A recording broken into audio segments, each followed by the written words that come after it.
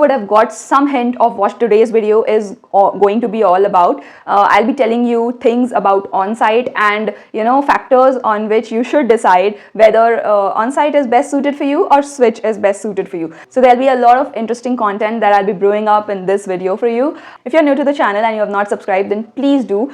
And with that being said, let's get started.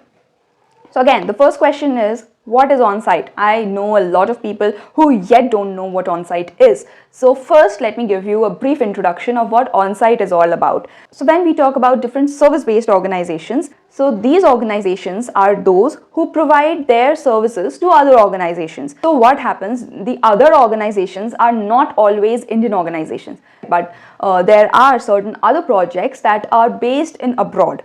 Now, when a person, an employee from this service-based organization is working from his office, okay, say if you are an employee of Capgemini and you're working from Capgemini for these organizations, then you are someone who is working offshore, okay, or on offsite or in your office location. So you are a person who is working offsite. If you are someone who has been hired by say Capgemini, but they have sent you to your client organization which is located within India. These people are called that they are working on the client side. Okay, as I have already said, these clients are not only India based, they can be based in across the globe. Okay, they can be in Sweden, Germany, Amsterdam, anywhere. They can be anywhere and everywhere. So when your organization, your parent organization sends you to a client location which is outside the country, that is to their location actually, in that case it's called on-site. So you are working on the client side, so it's called on-site. And anytime if you are in a service-based company, you must be knowing that there are two teams, or rather three teams, that work together or work in parallel. The first team is the client team, who are people who actually just come and just overlook what has been done, what is remaining, is there anything they can help with, and those things. The other team is the one that is sitting there. They are employees of your organization, but they are sitting there reporting to those managers, to the client people. So they are called the on-site team, and then or the onshore team. It's also called onshore. And the people who are working in the Indian offices on the India location, on their office location, then they are called the offsite team or the offshore team. So three teams work in parallel when a project is run.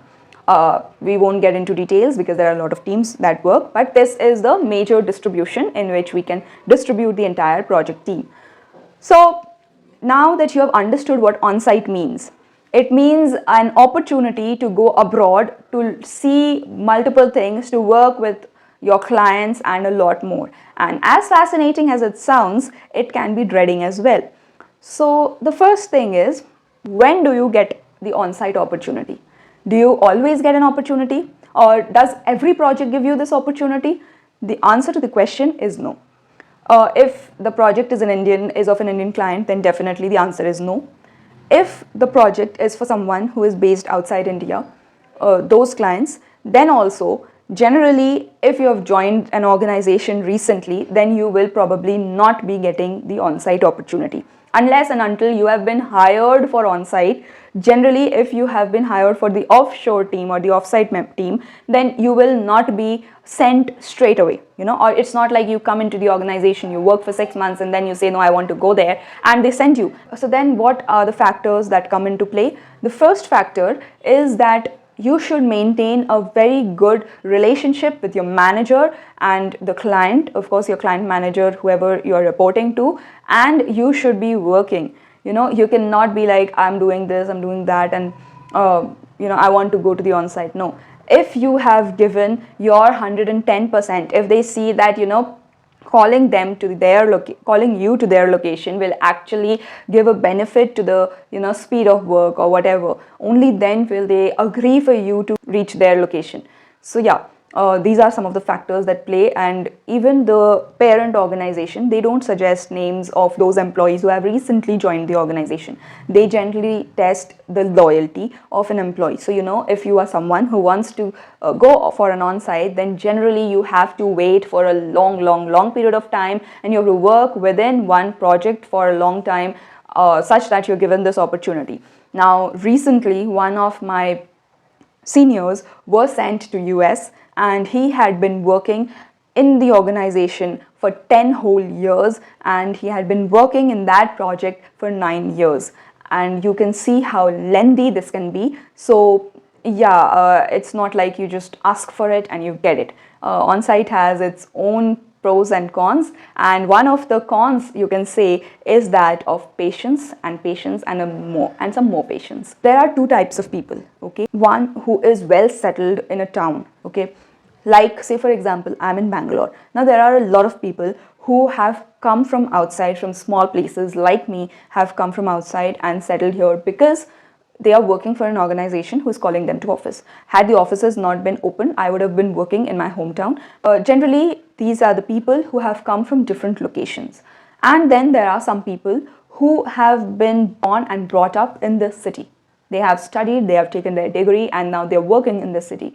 Now they probably have everything established, right? Like if their father has maybe bought a home for them, they have their own house, they don't have this pressure of sending money somewhere, they don't have this pressure of, building their own house or buying their own house or buying a plot of land and a lot more things, then that person can definitely stay in an organization for long and dream about going to some foreign land at a later point in their life.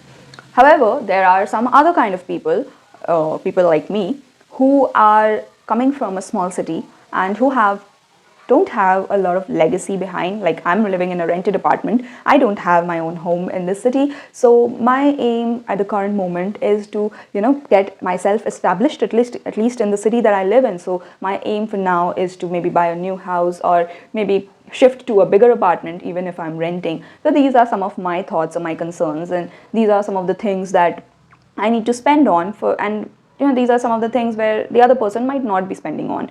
He would not be giving rent to his father, right?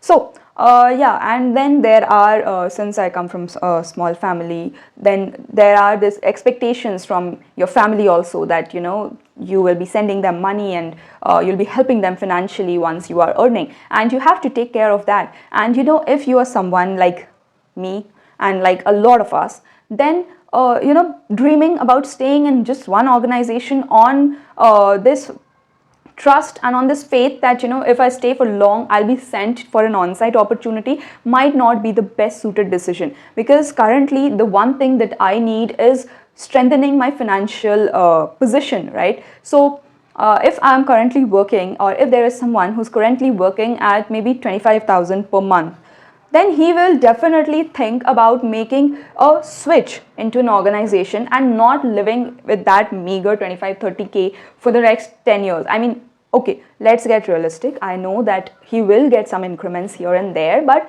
even after 10 years, it won't become like, from 30, you can maximum reach to 50 or 55, not more than that. But with one switch, you can actually switch 100, 200%, sometimes even more, 300, 400%. People do make huge switches. So, for those who don't have a strong financial strength, then they are willing to compromise with this loyalty bit, and they are willing to compromise with this, on-site dream, and because currently their need is something else. So, this completely boils down to your priorities, and it is completely different for different people.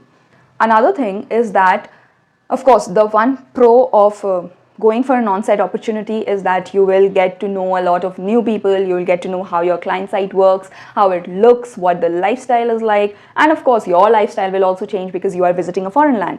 But in certain cases, it has been found, and I've heard that the experiences are just opposite. As excited as the employees can be when they are given a chance of going to on-site and working from there, when they go there, a lot of things kick in, like you might miss your hometown, you might miss the people here, or you can, they might not treat you well. There have been certain people who have told me that they were better when they were in India, and after reaching there, they were not treated well, they were not treated as equals, and they were given a lot of work. Even in weekends, they were given a lot of work, and since the client was always there, they had to show the work, and they were screamed upon and a lot more. So their mental well-being was just, it just vanished.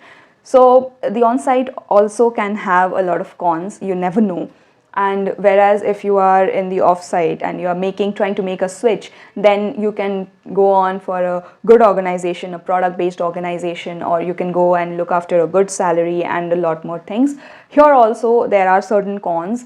Yes, you can make yourself financially strong when you are making a switch, but say for example you've grown your financial condition and you have gotten the salary package that you wanted to, but the new organization where you have joined in, they are giving you a job that is not actually related to your technology or your experience. They are giving you something completely north south, that kind of a thing. Or they are they are not treating you well, their work culture is bad, because there are certain organizations, and we know the names, which actually daily, day in day out, they want their employees to work maybe 12 hours, 15 hours. So if the work culture is not good there, if there's a toxic work culture, a toxic office politics is a lot over there, then even a switch can prove to be harmful, and even the on-site can prove to be harmful. So there are pros and cons for both of these, and you cannot actually say that no, this one is better. It's just that which one do you want to choose, what is your current state, and what is the best suited for you.